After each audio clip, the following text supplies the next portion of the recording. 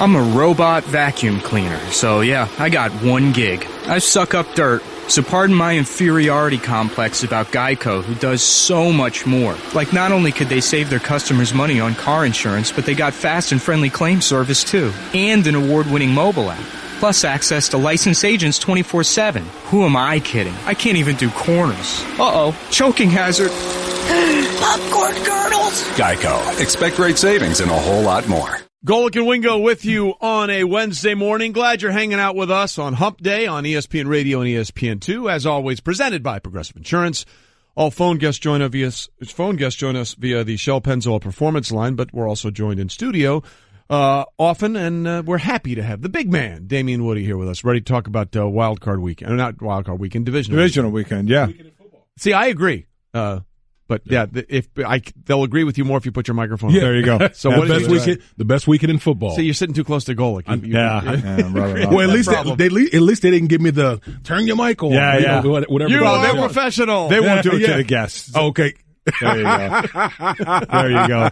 What you heard it on the way in the poll that we asked if for some reason because of Nick Saban gets asked every year if he wants to go coach an NFL team or go somewhere else, and the whole issue going on in New England with Bill Belichick and the thoughts that maybe he would want to go coach the Giants, a team he certainly has some history with. Now, we know it's not going to happen, but it's a fun radio question. We also knew it was going to be skewed way toward Belichick because he's had success in the NFL. But some of the reasons we've gotten for why people wanted either or was the thing we were looking for. The classic one, how many rings would Belichick have if he didn't have Brady? Which, of course, the answer is how many rings would Brady have if he didn't have Belichick? So I know the answer, I would imagine in your mind, would be you would take Belichick over Saban to coach in the NFL. Do you think there is any truth at all to these reports going around that he may be disenchanted there now and may have some interest in the Giants? Well, Lewis and I were talking about, that article was broached on NFL Live yesterday, and the one thing that we said was where there's smoke, there's fire. I don't think, whether you're up in New England or, fans across the country, I don't think you can really dispute that. These things don't just kind of come out of nowhere. Do I think that Bill would leave New England? I doubt it. He's still under contract, and I just don't foresee Kraft like, oh yeah, let me go ahead. Let me go. Yeah, let me let you go wherever you want to go. I don't see that happening, but I do think that there is some truth to the article. There's no question. Well, that's the thing is Damien Woody is here with us in studio giving us a straight talk brought to you by Straight Talk Wireless, and this is some straight talk. Best phones, best networks, no contract. I mean, the only one that could leave because Tom isn't going anywhere and Robert Kraft is not selling the team. So the only one that has the possibility to not be there next year would be Bill, but that's not controlled by Bill. No. That's controlled by Robert Kraft. I mean, you heard John Gruden talk about when he was traded away from the Raiders. The only way he's leaving because he's under contract is that Kraft would have to be willing to, part ways with arguably the greatest coach in any sport of all time. I don't see that really going down the pike unless things get way worse than we've seen already. Yeah, listen, I've always said, and Mike, you know this, when it comes to football, coaching matters the most of any sport in this country. More than basketball, baseball, coaching in football matters more. As great as Tom Brady is, and to me, he's the greatest quarterback ever, give me the great coach. Because I think that Coach Belichick was grooming Jimmy Garoppolo and could have done some great things in New England with Jimmy Garoppolo at quarterback. He's done things with Matt Castle, went 11-5 with Matt Castle. And I think most people would agree that Jimmy Garoppolo is a better quarterback than Matt Castle. So give me the great coach over the great quarterback. The only thing that, and again, this all doesn't matter now because Garoppolo's gone, is how would you have kept him? He was already turning down offers for the Patriots at $18 million a year. Right. He was turning them down. Were you really going to franchise tag your backup and pay him $22 million just to wait for him to play another year? Were you really going to bench or get rid of Tom Brady after an MVP season? That's why I didn't buy it. I just think it was a bad timing award. You'd like to keep Garoppolo, but even if you believe the report that Bill was basically told to trade him, I don't know how they were going to keep him anyway, quite honestly. You know, I struggle with this because, I mean, you're talking about two alpha people in New England. But here's one thing that I know about Bill. Bill believed in the Bill Walsh rule of thinking. You get rid of a guy a year early, then a year later. And that was in Richard Seymour, Ty Law, Lawyer Malloy, all those guys. All those guys. Now, Vince Wilfork, who played a couple years down the road in Houston. Are they Tom Brady? No, they're not Tom Brady. Tom Brady's a whole different animal. But if you follow that line of thinking, there would have been a path for Bill to say, you know what? As great of a season that this guy had, he's 40 years old. I have a 26-year-old Garoppolo who's been learning, who we've been grooming. He's the next step in this whole process. Would it upset a lot of people in New England? Oh, absolutely. That one would have been a tough pill to swallow. But if you follow his thinking, the way Bill has always conducted business in New England, you could see that happening. Well, you know, it goes back to 2003 when right before the season, you guys cut Lawyer Malloy. Yeah. Right? And you guys lost to the Bills. Yeah, I got smoked, 31-0, if I'm not mistaken. And Teddy, I've never seen Teddy hotter in a locker room after a game ever after that loss, because Lawyer went to the Bills. Went to Buffalo, yep. And they thumped you guys, and, you know, there was all kinds of issues of what's going on. Worked out well. You guys did go win the Super Bowl that year. But my favorite thing about that season is you started the year losing to Buffalo 31-0, and the end of the year you beat Buffalo 31-0. Yeah. But you know that's sort of the game he's played the entire time.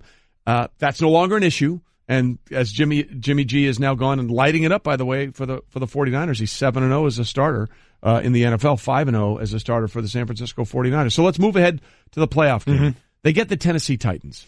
Look, they're saying all the right things. They're gonna do all the right things, and the Patriots are gonna prepare as if the Titans are the best team that they'll ever face, because that's the way it is. Mm-hmm. But if you're the Patriots, you have to be feeling pretty good about this matchup. Absolutely. Listen, I know everyone, you know, that game last week with the Titans and the Chiefs, you know, the comeback by the Titans and how Marcus Mariota played down the stretch. That's great. But let's be honest here. We got Tom Brady, and you got to look at the whole body of work of Marcus Mariota this year. He didn't have a great year this year. He regressed this year as a quarterback. So you're going to ask the Tennessee Titans to go into probably the hardest place to play in the postseason in Foxborough and go beat a team that, with all this stuff going on, with the article coming out, there's no team that knows how to use these things to motivate themselves and to use it to their advantage better than the Patriots. I mean, you're going to see what we call piss and vinegar. You're going to see that from the New England Patriots coming this weekend. They're going to be fired up and ready to go. One of the places they have been susceptible, now defensively they started out horribly and certainly were playing better down the road, but for the year they're 20th against the run. Derrick Henry ran all over Kansas City. You may get why am I drawing DeMarco Murray back? Right. You may get him back, but there are those that would say, I was like, I wanted to help you, but I didn't know what you were talking about. Just leave Derrick Henry in there because he seems to get stronger as the game goes on. Either way, that would be a way. Is that the way, I guess, in your mind for Tennessee, not only to try and win this game, but to control the game also? That's the path for them. I think it's going to be paramount for them to control the clock. They got to chew up clock. Try to keep Brady on the sideline, but that's usually the strategy for most teams is to control time of possession. But here's the problem with when you're playing against the Patriots. And Bill used to teach us all the time. He used to say all the time, more teams find ways to lose the game than win them. And it's kind of the same script. Teams go up there, they commit a turnover, they do things to shoot themselves in the foot. The Patriots capitalize, end of story. So obviously the game plan is going to be a heavy dose of Derrick Henry because the one weakness for the Patriots is their front seven, their rush defense. But they're going to have to be able to score points to keep up with the Patriots, and I just don't see that happening. Well, you know what that means then, as Damien Woody is here with us inside studios. That's the one thing that's not going to happen. Derrick Henry is not going to beat the Patriots. I mean, what they're better at than anybody, and I mean than anybody, is whatever you do well, we're taking that away. So this game is going to be on Marcus Mariota, who, by the way, has done one thing that Tom Brady has never done, throwing a touchdown pass to himself. Yes, he has. So he does have that little feather in his cap. He does. That's on his resume. So this game is going to come down to them making plays in the passing game because they will sell out to stop that run. I mean, that's why J.J. Watt never had a monster game on defense against New England, because they were going to make sure J.J. Watt didn't triple team him. Exactly. He is not going to beat you. Right. So let's not kid ourselves. They're not going to be able to run all over the Patriots, because that's the one thing they're going to take away. So the question then becomes, can Marcus Mariota find other receivers besides himself to throw passes to beat New England? I highly doubt it. Yep. Because, again, we go back to the point, the Patriots make you play left-handed. They want to take away the things that you're comfortable with. And in this particular situation, it'll be Derrick Henry. It'll be Delaney Walker. Okay, so make Eric Decker, right? Make those other guys beat you. And we saw in the Chiefs game, listen, Eric Decker had a big catch. Yeah, he did. But he also had a huge drop. So can those guys consistently make plays to beat the Patriots? That remains to be seen. Yeah, it does. And with Marcus Mariota, to your point, Trey, I agree. What can he create outside the pocket? That's the second game on Saturday. The first game on Saturday, Atlanta is going to Philly. And, boy, it's been a while since a number one seed hasn't felt like a number one seed. And you don't mean it in a derogatory way to Philadelphia. You lost the most important position on the field, the quarterback, and a guy who was playing at an MVP level in Carson Wentz. Nick Foles certainly has been capable as a backup, but you're talking about a number one seed and where they want to go. And now you look at the way Atlanta's playing. It's not about where you start, it's where you finish, how well they played out against the Rams. How do you see this one going? Boy, that injury is looming large at the quarterback position for Changes Philadelphia. Everything. Because here's the thing. Listen, Nick Foles, he can play within the structure of the offense, but what made Carson Wentz so special is the things that he can do outside of the structure of the offense. He has a huge arm talent, and the plays he makes off schedule, those were the plays throughout the season that made him an MVP candidate. And now you're taking that away. And now you're asking Nick Foles to go out and play against Matt Ryan and a team that they've been here before. They went out last week and played against the number one offense in the league in the LA Rams and shut them down to 13 points. You don't think that they're confident going into Philadelphia against a backup quarterback? Atlanta has to be feeling really good right now. Two things about Atlanta. Number one, according to the Westgate Vegas Sportsbook, Philadelphia would have been favored by almost a touchdown, 6.5 points, if Carson Wentz was the quarterback. They opened at 2.5-point underdog. So that's basically a 9-point swing on the spread based on Carson Wentz. And I'm glad you mentioned the defense, because we did the numbers, as I did NFL Primetime last Saturday. The last 6 games for the Falcons, they've played the Rams, the highest scoring offense in the NFL. They played the Saints twice, who obviously have tons of weapons on offense. They played the Panthers, a playoff team, and they played the Bucs. In those 6 games, that defense of the Atlanta Falcons is averaging just giving up 16 points a game. So we can talk about Matt Ryan, and we can talk about Julio Jones and Devontae Freeman and Tevin Coleman, Mohamed Sanu, Austin Hooper, all that stuff. The Falcons are in the playoffs because of their defense, and they have been dominating high-power offenses, and now they get Nick Foles. Absolutely. And listen, Matt Ryan hasn't been Matt Ryan. Nope. All you have to do is just look at what the Falcons were doing last year to this year. I mean, it's been a big drop-off offensively. And like you said, Trey, it's been the defense. And the thing that pops out about the Atlanta Falcons defense is their speed. They fly all over the field. They put you behind the chains and the down and distances, and they get after the quarterback. And I expect them to do the same with Nick Foles. Yeah, I do as well. One last note on that. We'll go to the Sunday games is, so if you're an Eagle fan, you're like, okay, defense, undersized, built on speed. Maybe, because it's been cold and bad weather, maybe we can get some bad weather. I'm looking at the forecast right now, 51 and partly sunny on Saturday. Not what you're looking for. Man, not what you're looking for at all, for that fast defense to be able to get off. Sunday, first game, Jacksonville at Pittsburgh, rematch. Jacksonville smoke pit early in the season, 30-9. Really doesn't have a whole lot to do with this game. Ben threw 5 picks. Nobody thinks he's going to throw 5 picks. We don't know about Antonio Brown in this one. But Jacksonville, you can't really be going into a game with more even though you may not have a ton of confidence in your quarterback and Blake Bortles. From a team standpoint, this team is pretty confident right now. They're a confident bunch. They're a well-coached bunch. That defense, man. Oof. Listen, one thing you want to pack in the playoffs is defense. Jacksonville, they got the luggage. They got the luggage to take this thing. The question is, can they score enough points? Because as great as their defense is, and they have a bunch of playmakers on defense, you can't expect the Jacksonville Jaguars defense to hold down the Steelers to 9 points like they did earlier in the season. I just don't see that happening. Can Blake Bortles make enough plays? He threw for under 100 yards. Under 100 yards. He threw for 87 and ran for 88. Yeah, he did. Yeah, I call him Blake Vick. I mean, he literally his legs was better than his arms, but he's going to have to make if they're going to win the game, he's going to have to make plays in the passing game to beat Pittsburgh in Heinz Field. And that's what Pittsburgh's going to do. They're going to say, "Dude, you guys going to beat us, Blake." Stack the box. Stack exactly the box. Right. Yeah. And, well, that's the thing. I mean, look, when they won last time up there, Week 5, Ben threw 5 interceptions. Yeah, that's not going to happen. No. Blake Bortles was 8 of 14 for 95 yards. That's very likely to be the scenario again. Right. So what? Give me what you think Blake has to do in this game. Because for three games down the stretch of the regular season, he looked awesome.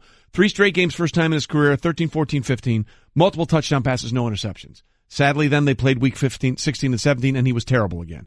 What numbers do you need to see out of Blake Bortles to have a chance to win in Pittsburgh? Well, I'm not going to say necessarily numbers, but here's what I'm going to say. Because when you're Blake Bortles, you're hearing everything that everybody's saying right now, like basically that you've sucked for the past couple of weeks. It's imperative to get his confidence going early.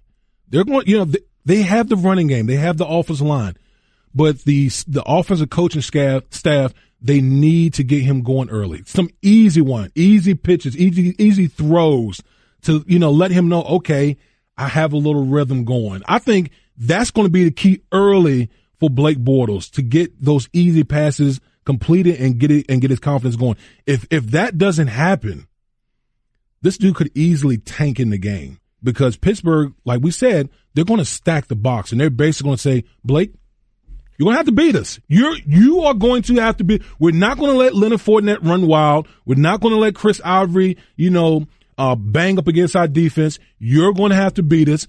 And the way that Blake Bortles does it, he needs to complete passes early in the football game. And the problem was there were easy passes he was missing. I mean, wide open. Missing in that game. So and you can't it's really hard to think he's going to do that again. He's got to be better than he was before. We'll see just how good he is. And the last game is New Orleans at Minnesota to me. I mean, this New Orleans offense, obviously Breeze can throw all over the place. Thomas, great receiver.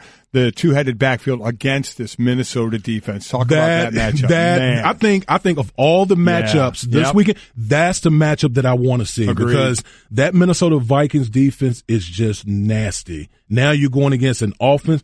They have all of those weapons, and the difference between the Saints offenses of the past and this year, boy, they have balance. Yep. They have tremendous balance running the football, and they have two guys, especially Alvin Kamara, who is just special. I don't even call him a running back. He's an offensive weapon. OW. He's an OW. That's his position. DraftKings, he's our flex player. Yeah, every week. Yeah, that's right. Every week. That's right. Listen, because there's no question he can run the football, but man, he's special when you bring him out of the backfield or split him out in the passing game. That's almost an impossible matchup for any defensive player in the National Football League. And that's always the thing to see, is especially when you split them out. Who's guarding them? Who's guarding them? And you can tell how they're guarding them. Is it going to be zone? How they're going to play him? And that's something obviously you try and do as an offense. Right. You get a read on how the defense is going to play somebody. But that to me is when he lines up out of the backfield, who's on him? Absolutely. Yeah. But I think, and Mike, you'll appreciate this. This game is going to come down to the fronts. Yeah. It's going to come down to the fronts because that Minnesota Vikings defensive line, they're good. They're really good. They got, Everson Griffin. Mm-hmm. That's going to be the difference. That's going to be the key in this game. We talk about all the flashy guys, the Drew Brees, Alvin Kamara, all those guys. But this game is going to literally come down to the fronts. Who imposes their will on each other? I think that's what's going to win the game. Well, then it comes down to this. Do we believe that the Vikings defense, which is a really, really good defense, can do exactly what the Carolina Panthers did? Because they took Kamara and Ingram out of that contest, and they said, Drew Brees, you beat us, and of course he did. Right. But I also think that they have a better secondary, Minnesota does, than New Orleans. So do they have the weapons on both the front seven and the back end with Trey Waynes and Xavier Rhodes and Harrison Smith and all those other guys back there to limit Drew Brees if they do stop the run? I think they do have the weapons. If they make Drew Brees, this is the crazy thing about the New Orleans Saints. Most teams, if you make them one-dimensional, they're kind of screwed. Not with New Orleans. I think Sean Payton has no problems if the running game's not going. Okay, Drew, go ahead and win us a game because he's definitely capable. Yes, but I think once you're in that situation, again, it goes back down to the defensive line of the Minnesota Vikings because now you don't have to respect the run. Yep. Now you can just pin your ears back and get after the quarterback, and no quarterback wants to see that. See, we can always do all this kind of stuff. At the end of the day, it's all about the guys on the trenches. I always say about the guys on the I always trenches. say when it comes to the playoffs, look at the cream rises to the top as far as the big boys in the trenches. The best teams the best teams have the best players in the line of scrimmage. They're playing the best. That's why they're in the postseason. Hey, look, last year the teams that played in the Super Bowl were the teams that had the most snaps together with their starting 5 offensive linemen. You can pretend like it doesn't matter. It matters. You know what it is, in Mark Davis' words? O-line play is an effing big deal. There you go. It's an effing big deal. Or big effing deal. Is big what effing deal, yeah. All right, Damien, thanks. NFL Live Damien. today? Yes. All right, NFL Live for you. Queen, get us going. Nice. Freddie Mercury and Company. Golic and Wingo here. We're waiting to hear from Minkah Fitzpatrick. We're expected to get him in just a couple of minutes, the defensive back for Alabama. That was the call of Sean McDonough on the championship winning play, the touchdown pass to Devontae Smith in overtime that gave Bama their 5th championship in their last 9 years. And it's amazing. They win that championship, and there are more than a few guys who have just a few days left, Minkah Fitzpatrick being one of them, to decide if they want to go into the NFL draft. There's Minkah Fitzpatrick, Calvin Ridley, the wide receiver. You have Damian Harris and Bo Scarborough, the running back, safety Ronnie Harrison, and D tackle Daron Payne. He was the MVP of the game Monday, and Daron Payne said, I just want to take it slow, talk to the family, he'll do that, talk to Nick Saban, but they don't have a lot of time after that last game to decide. Again, it's January 15th, and if you make that move, you make that move. In the NBA, there's no going back. In the NBA, you can make that move. You can go through some of the tryouts and such, and then if you don't like where you are, you can go back to college. NFL, it's all or nothing come January 15th. So these guys just have a few days left before they have to decide what they want to do. And again, Minkah Fitzpatrick considered the best draft eligible player in that game, second on Mel Kiper's big board. The defensive back from Alabama. We hope to have him in just a couple of minutes. We are presented by Progressive Insurance. Phone guests join us via the Shell Pennzoil Performance Line. In the meantime, we have another head coaching vacancy that was officially announced on Tuesday. Matt Nagy, the former offensive coordinator of the Chiefs, was introduced as the Bears' new head coach. Now, and this came very quickly after the playoff loss Kansas City had Saturday against Tennessee when they blew that 18-point halftime lead, only the 4th time since 1933 that a team that has had an 18-point playoff lead, 18-point lead in a playoff game at the half or more has lost that game. And obviously, because of that as a backdrop, there were a lot of questions for Nagy from the Chicago press about what went wrong at his old job. There's scenarios where I wish I would have made some different choices with the play call, but for me, that was a failure in my book for me. But I'll grow from it. And I'll learn from it. I promise you that. So I'll use that as a strength here for me with the Chicago Bears. And I felt terrible for our team, for our organization. We put in a lot of good work. Okay, so that was Matt Nagy, and we'll see what happens going forward with him in the NFL. Meanwhile, as promised, we are delighted to be joined on the phone now by Alabama defensive back Minkah Fitzpatrick, coming off his 2nd national championship in 3 years at Alabama. Minkah, first of all, congratulations, and take us through the emotions of that game. It certainly seemed like you guys swung the pendulum there, being down 13, then coming back with the big second half and winning it in overtime.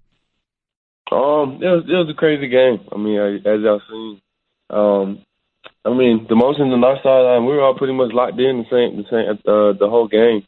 We were ready to go, whether we were up or whether we were down. We were just really focused on just doing our job and executing. And I think we just did it a whole lot better in the second half than we did the first. But like you said, it was a crazy and wild game, but it was a real fun one to be a part of. And make it take people where they'll never be able to go, and that's inside a locker room and inside an Alabama locker room. At halftime, you're down 13-0. So what goes on with a Nick Saban locker room at halftime in that situation? We went over a couple of the plays, the calls, and stuff like that, stuff we did wrong, adjustments we needed to make. But a couple of the guys, we just stood up and said, we don't want to hear no talking. We don't want to hear nobody talking about this or that.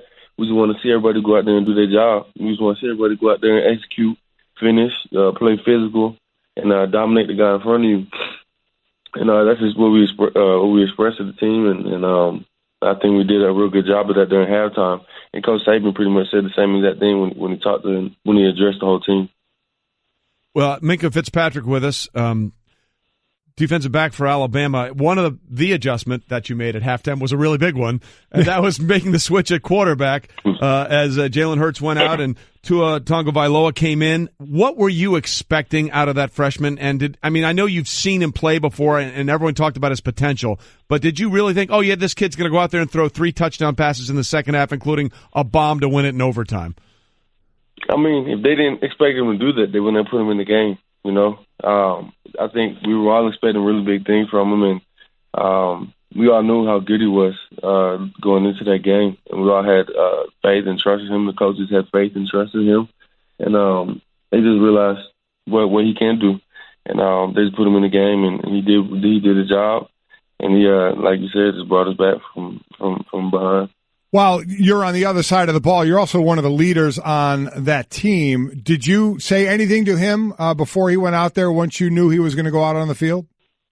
I did. He was walking down the sideline right before halftime, and I could tell like he was getting locked in, he was getting focused, and he was about to get on the field. And I said, "You good?" And he's like, "Yeah, I'm about to go out there." And I was like, "Okay." I said, the lock in, and I said, take over. I said, just take over and do what you do. He said, I got you, bro. And he did that in the second half. So I was really happy for him and really excited. Well, he certainly did. So those are good words on your part. Just take over.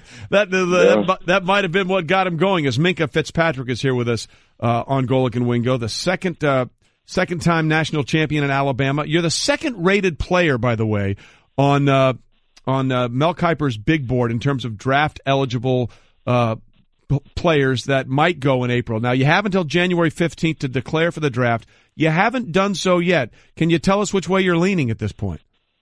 I think it's pretty obvious which way I'm leaning. We're just talking with my family, my coaches, on what to do right now.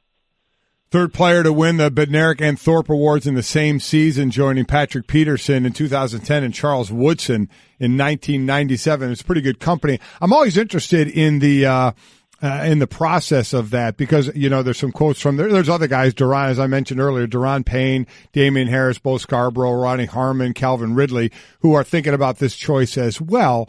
And you mentioned family. How about Nick or your coaches who coach you? How much are they involved, and what kind of advice and talk do they give you? They're really involved. They get us our grades. They talk to us, make sure that we're going or we're staying for the right reason. And they have our best interests on their minds. So they're not gonna want us to stay for selfish reasons, and they're not going to want us to leave for selfish reasons. So they're looking out for us, and they want what's best for us and our families. Minkah Fitzpatrick with us. Just to be clear, you said it's pretty obvious which way you're leaning, so we're assuming you're leaning toward. We're not asking you to declare here on the show, unless you want to. Unless you really want to do that, we'd be fine with that. But it certainly sounds like you're leaning towards going into the draft. Yeah, I would say so, yes, sir. Okay, just want to make sure we're clear on that one. As far as Georgia, we talked about the true freshman and Tua who came on the field, but Jake Fromm, the freshman quarterback for Georgia, was starting pretty much the entire year when Eason went out. Give us a little bit on him. Here's a kid who is a true freshman that's stepping in and leads his team in Georgia to the national championship game, and that's the guy you really had to deal with for the game. Talk about him and what you thought of him, especially being a true freshman on that spot, on that stage.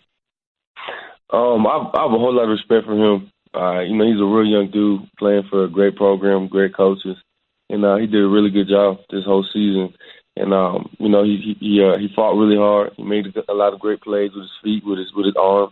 Like I said, he's just a leader, and he's gonna have a really great career at Georgia. And I think he's a great player. Minkah Fitzpatrick with us, second overall pick on Mel Kiper's big board in the draft. won another national championship in Alabama. And, we read something about this, Minkah, that thought was very interesting. Years from now, when people may be asking you about that play that won the game. The play to tie the game. Tie the game and ended up going in. The big play in the game.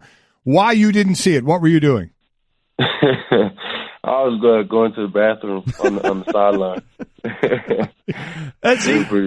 That's a great story. Years from now, hey, it's a legendary play in Alabama history. Minkah, you were on the field. Tell us all about it. Well, I was kind of busy at the time. But you knew how you were going to. I like your explanation. You can tell everybody of how you knew if it was going to be a good player or a successful player. Oh yeah. So I could tell which side was the Alabama side. So Alabama side was to the left side of our team, and the Georgia side was to the right side of our team. So if the left side started cheering, I knew it was us. We got the first down or scored a touchdown.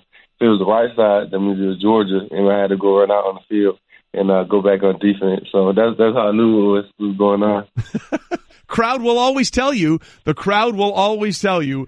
Minkah, that's a great story. And that was for the game winner, too. You were correct for that one. That's an amazing story, though. Unbelievable. That one will get a lot of mileage years from now. Yes, Trust me on this one. Yeah. It's sort of funny ha-ha now, but people will be dying. Later, after your 12-year NFL career, you tell that story. You'll bring down the house on the banquet circuit, I promise you. Hey, Minkah, we appreciate you being with us this morning. Congratulations on another national championship, and it looks like we'll be talking to you leading up to the draft in April, and we look forward to that process as well. Thanks, Minkah. Congrats.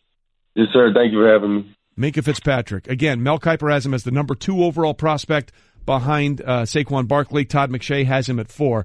That is a great story. And you know what? I'm glad you brought that up. Players say he mostly fits kind of the Saban mold of how he plays the game and goes about the process, which is a term used for him. I mean, what a player out of New Jersey, good size. You see him come up, the popular quick pass, quick hitch, or the bubble screens that you see out in the league now, in college and the pro. He does a great job of busting those, getting through the potential blocker and making a play behind the line. Very aggressive player, and you can see why he's rated up that high. Again, they could have as many as 6 to 7. Last year, they had 3 underclassmen come out. They could have up to 6 come out this year, depending on where these guys, again, they've all gotten a grade from the NFL on where they potentially think they may be drafted. Yeah, listen, I think it's just a formality. There's no doubt. Minkah Fitzpatrick, when you're going to be drafted that high, you would go, unless you want to go back for that 3rd national championship. Exactly. If 2 isn't enough, but a guy that and certainly Alabama's put out some really quality defensive backs in the last few years. He could be the latest in the line of that. Well, again, when you're number 2 on the board, it makes it pretty easy, and I'm sure we'll be talking to Minkah going forward. That story of where he was when that play happened, I'm telling you, that'll bring down the house. It's great. I just love it, the fact he knew where the fans were and knew where to hear the cheering from, or whether the game, whether he had to get out and get back on the field or not. Actually, I have a story about that I'll tell you in just a minute, which is very interesting. Coming up, 2 coaches announced in the NFL yesterday, one our former colleague here at ESPN, and another we both covered in the Arena League. Yes. Golic and Wingo with you. Glad you're with us on ESPN Radio and ESPN2. So we talked about John Gruden at the top of the show going to the Raiders. The other announcement that came on Tuesday was Matt Nagy, the offensive coordinator for the Kansas City Chiefs, now the head coach of the Bears. And the Bears are interesting because they have a young quarterback in Mitchell Trubisky. Right. The Colts were also in consideration for him because they have an established quarterback in Andrew Luck. But this was what Matt Nagy had to say about Mitchell Trubisky. The one thing that people truly don't understand about Alex is his desire to be great and the hard work that he puts on in the classroom. And so me having a chance to spend 6 hours with Mitch last year after the Combine and see that in him, that fires me up, because when you have that and he's a guy that you can develop and mold, that's powerful. So it's going to be a lot of hard work. It's not going to be easy, and we're gonna be hard on him. We're gonna make sure that he understands that, and he's gonna have to put in the time. But I have no doubt in my mind that he'll be more than willing to do that. That was Matt on Waddle and Sylvie in Chicago talking about Mitchell Trubisky. And Tom Waddle will join us next hour to talk about the hiring. But then David Kaplan put this on Twitter. Sources tell me the Colts were also in on hiring Nagy. Uncertainty on health of Andrew Luck versus Mitchell Trubisky, plus Nagy's belief in the Bears roster, made it a better decision for him. So in a way, Mike, it sounds like Nagy was taking the upside of Mitchell Trubisky over the established, if not a little bit injured, future of Andrew Luck. I think it was more than that, but certainly you start at the quarterback. There really is uncertainty with Andrew Luck. But then I completely agree with the Bears roster more on the upside than the Colts. The Colts roster is a mess. They got problems. It is absolutely a mess. It just really is. So the potential upside, listen, if Andrew Luck comes back healthy, wealthy, and wise, he could be great again. But even when he was healthy, he was getting knocked around because nobody could protect him. So you have that issue to go through as well. Either way, it's going to be a quarterback coaching a quarterback with Matt Nagy. Nagy was a quarterback at Delaware and then played in the Arena League for a number of years. You and I both covered him. I wasn't sure if he fit in the time frame when I was doing the Arena with Mike Adamle and then with Greeny. In the 2007 Arena Bowl, it was the Columbus Destroyers against the San Jose SaberCats. Nagy was the quarterback for Columbus. And we did that game, and that's back when you interview during the game. Obviously, production meetings. We talked a lot with him. He was a very loud, very boisterous quarterback. They lost that game to San Jose, but definitely covered him. And it's pretty wild now seeing his road now to being the head coach in Chicago. Both of us, I think Mark Schlereth and I called a game in Columbus for the Destroyers when he was there. So it's crazy. There are now two head coaches in the NFL that have gotten some way through the Arena Football League.